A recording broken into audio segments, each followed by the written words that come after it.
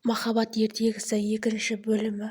Бүгінгі эпизодта өте әсерлі әрі тиран еркектің және қатыгез әкенің оқиғасын көретін боламыз.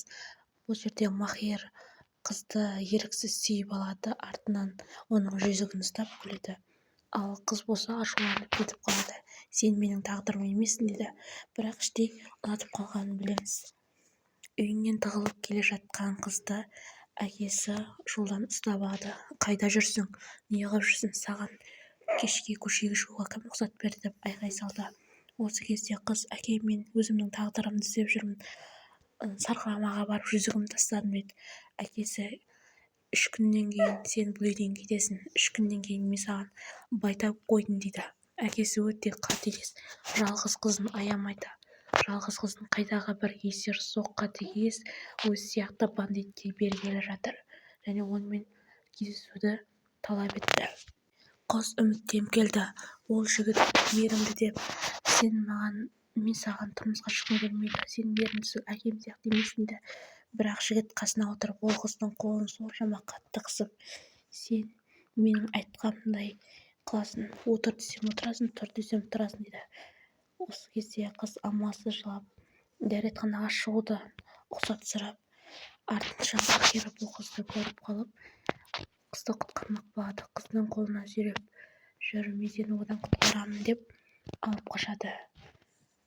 Осыдан кейін қыз да бұл жігіттің сөзіне еріп кетіп қалып, артынша қатты өкінеді. Өйткені әкесі бұны кешірмейтін. Ал мұнда әлгі азғын жігіт күтіп отырады, бандит қой, және қыздың қашып бара жатқанын көреді.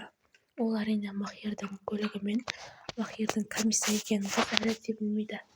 Осылай қашып бара жатқан жерін көріп, бұның жігіті бар деп ойлайды. Ал қыз ашуланады: сен неге мені құтқардың? Неге құтқарасың? Мен енді әкем өлтіреді ғой деп ашуланып жатыр.